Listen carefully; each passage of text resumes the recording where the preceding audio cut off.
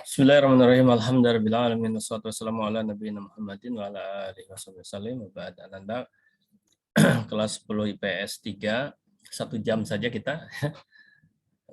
Terpisah antara 2 jam dengan 1 jam. Sekarang 1 jam. Kita lanjutkan barang ya, mudah-mudahan 2-3 orang lah bisa memberikan presentasi untuk mengambil penilaian antum.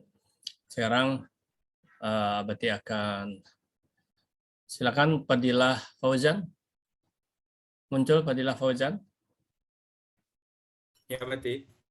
Antum udah presentasi belum? Belum ya? Belum Abati. Ya, sekarang Abati akan perlihatkan sama antum ininya yang hasil antum mana ya? Bentar. Fadilah Fauzan. Duh, ini Abati nggak ada mouse-nya. Susah. Fadilah Fauzan.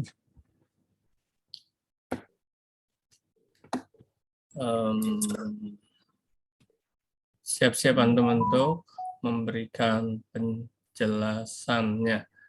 EFG Fadilah mana nama? Oh ini Fadilah Fauzan. Itu.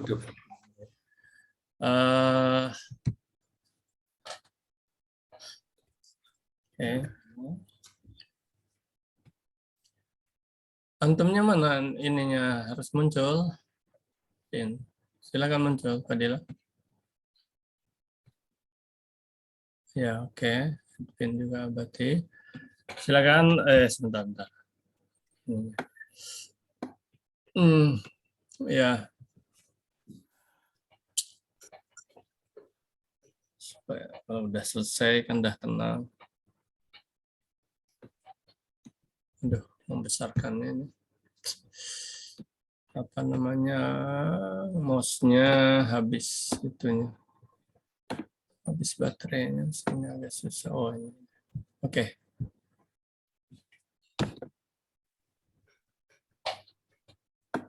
Silakan mulai. Jadi, Assalamualaikum warahmatullahi wabarakatuh. Saya Fadilah Fauzan Hidayat akan menjelaskan proses daur sulfur. Proses daur sulfur diawali dengan asap-asap dari erupsi gunung berapi dan aktivitas industri yang mengandung gas sulfida seperti SO2, SO4, H2S, dan CH3, SCH3 naik ke atmosfer dan menyatu dengan awan. Gas-gas tersebut bereaksi terhadap air yang mana di saat hujan turun terjadi yang namanya hujan asam. Kandungan sulfat pada hujan akan masuk ke dalam tanah sehingga tumbuhan dapat menyerap ion-ion sulfat untuk menyusun makanan. Hewan-hewan mendapatkan kebutuhan sulfat organik dari tumbuhan dan rantai makanan. Setelah makhluk hidup mati, dekomposer akan mengurai jasad makhluk hidup yang mati tersebut menjadi komponen-komponen penyusunnya, mengubah senyawa sulfat organik. Oke, dah. Baik. Abati tanya satu istilah dulu. Ini tertulis ini apa nih? Anaerob, Abati. Artinya? Artinya apa?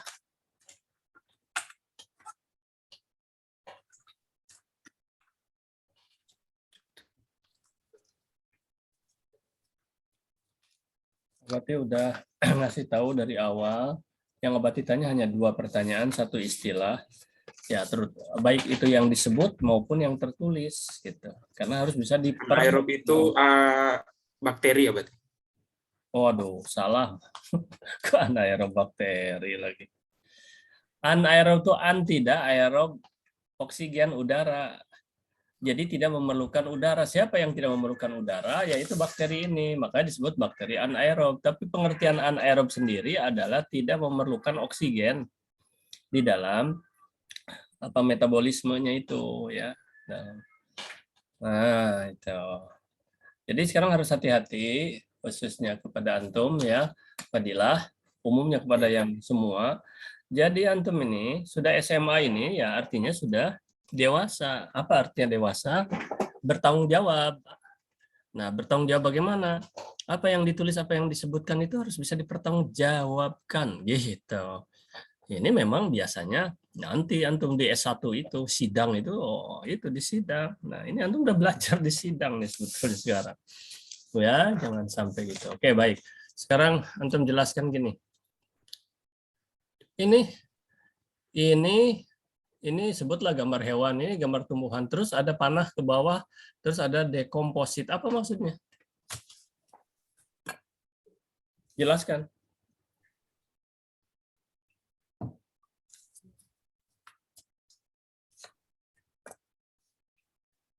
Bisa nggak menjelaskan nih?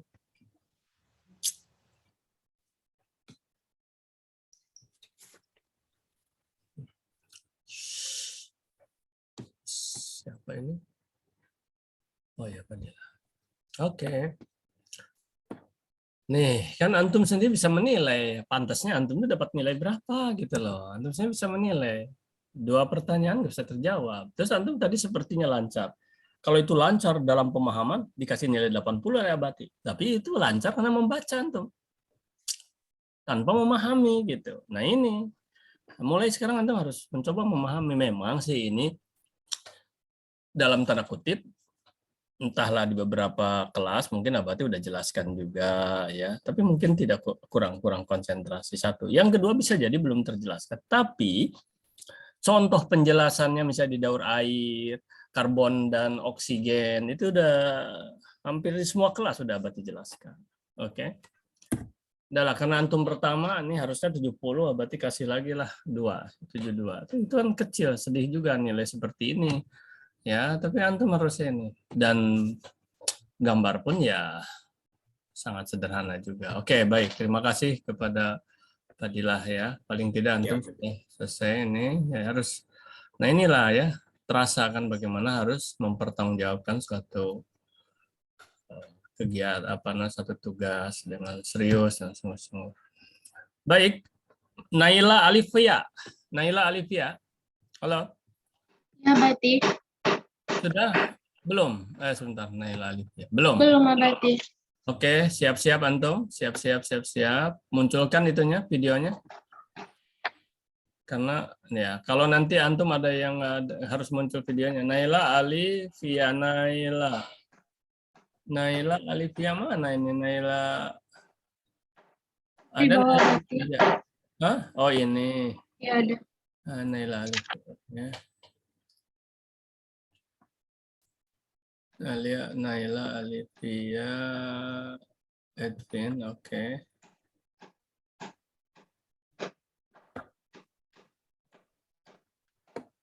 Ya, mungkin dari sini bisa dilihat. Oke. Silahkan mulailah. Ya, bentar. Assalamualaikum warahmatullahi wabarakatuh. Salam Saya Naila Alif Erawan akan menjelaskan proses daur fosfor. Ya. Daur fosfor diawali dengan fosfor memasuki tanah dan air melalui pelapukan batuan. Kemudian, tanaman mengambil ion fosfor ini dari tanah. Lalu, fosfor kemudian dipisahkan dari tanaman ke herbivora. Kemudian, herbivora dimakan oleh karnivora.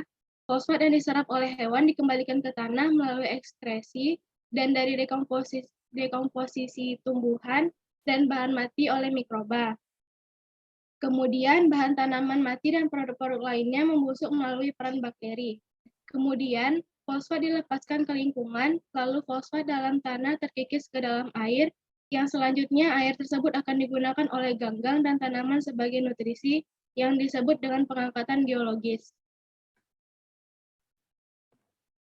Udah. Tadi ada disebut tadi ekskresi. Coba dibaca lagi tadi yang ekskresi. Apa itu kalimatnya coba?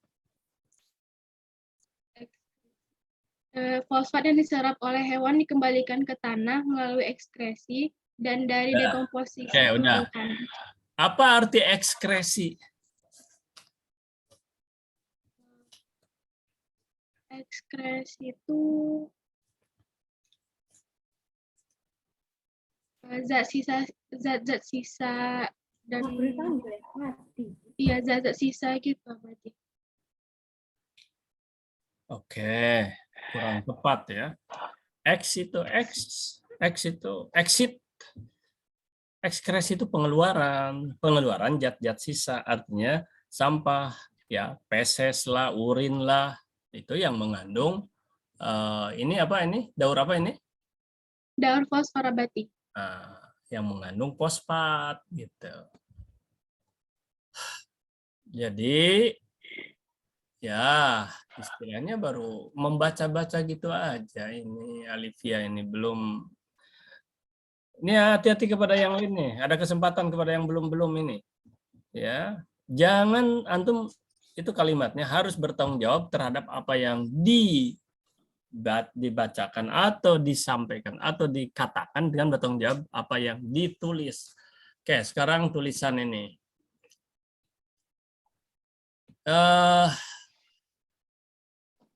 Ini apa ini pengangkatan geologis? Ini menarik. Ini apa ini? Ini pengangkatan geologis terus panah terus pelapukan popat. Nah, jangan salah atau fosfat dari batuan. Coba jelaskan ini. Yang dari mana berarti? Ini dari tadi udah ditunjuk nih pengangkatan geologis tanda panah, pelapukan, fosfat dan batuan. Apa maksudnya? Ya, bagaimana penjelasannya? Yang itu tuh fosfat dilepaskan ke lingkungan, lalu fosfat terkikis ke dalam air. Selanjutnya, fosfat itu digunakan oleh ganggang dan tanaman sebagai nutrisi. Ya, itu mah masih membaca saja, nggak dipahami. Fosfat apa? Coba barusan dibaca itu lagi. Apa itu fosfat ke dalam apa itu fosfat titik-titik air apa tadi? Coba bacaannya apa tadi? Fosfat dalam tanah terkikis ke dalam air. Terkikis ke dalam air. Ya ini aja nih, apa namanya pengangkatan geologis itu apa ini? Dimaksud pengangkatan geologis apa maksudnya? Ya ini satu kata aja. Apa yang dimaksud dengan pengangkatan geologis?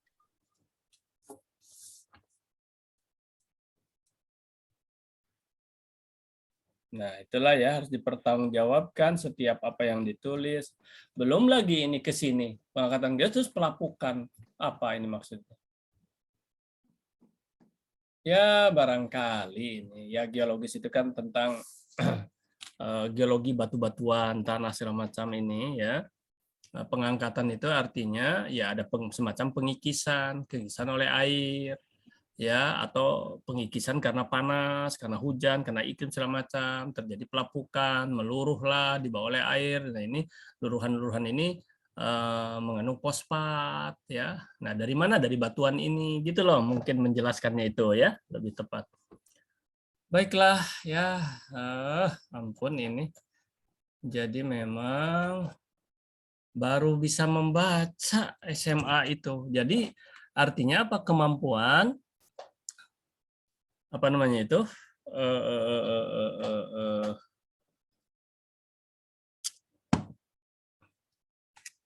Kemampuan literasinya itu masih cukup perlu ditingkatkan ya, harus ditingkatkan lagi apa namanya tuh kecakapan literasi atau kemampuan literasi. Dan ini ada numerasinya juga karena ada ya literasi lah terutama karena ada apa namanya panah-panah ya. Baik, terima kasih sudah. Kemudian Fadilah Fauzan. Halo Fadilah Fauzan. Udah tadi Abati. Udah. Sorry. Kanaya udah belum Kanaya? Kanaya Akila. Belum. Ya, silakan. Kanaya siap-siap dimunculkan dulu videonya. Oh iya bentar.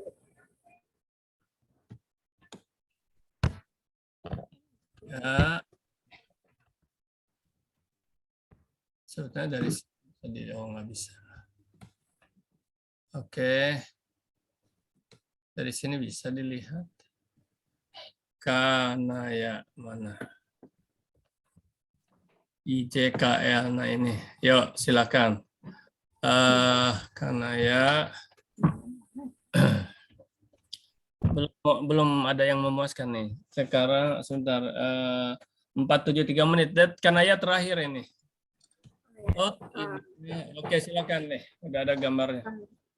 Daur nitrogen adalah suatu proses konservasi senyawa yang mengandung unsur nitrogen atau nitrogen anorganik lalu diubahnya menjadi bentuk kimiawi yang berupa nitrogen organik lalu berubah lagi menjadi nitrogen anorganik. Transformasi ini dapat terjadi secara biologi ataupun non biologi. Beberapa proses penting pada siklus nitrogen ada fiksasi nitrogen, nitrifikasi, denitrifikasi, dan anomifikasi dan juga asimilasi. Proses pertama adalah proses fiksasi nitrogen, yaitu proses perubahan nitrogen anorganik yang berada di udara diresap oleh bakteri fiksasi nitrogen, lalu diubahnya menjadi anomia atau NH3. Organisme yang merubah ini disebut dengan diafotrof, yaitu yang berguna untuk merubah nitrogen anorganik menjadi nitrogen organik. Bakteri-bakteri yang dapat melakukan proses ini yaitu Azobacteriaceae, Frankia, dan Zonia. Lalu proses selanjutnya adalah proses nitrifikasi. Proses pengubahan anomia menjadi nitrit yang dilakukan oleh bakteri nitrifikasi. Tahapan utamanya yaitu bakteri Nitrosomonas melakukan oksidasi terhadap anomia atau NH4+, serta mengubah anomia menjadi nirit atau NO2. Serta bakteri-bakteri yang dapat mengubahnya adalah... Ya, sudah dulu. Cukup ya. 2 pertanyaan dari Abati. 2 pertanyaan. 1, ini ada istilah asimilasi. Apa itu asimilasi? Asimilasi adalah proses penyerapan asimilasi adalah penyerapan ion nirat atau NO3- yang dilakukan oleh tumbuhan melalui akar-akar rambutnya. Rambut-rambut akar.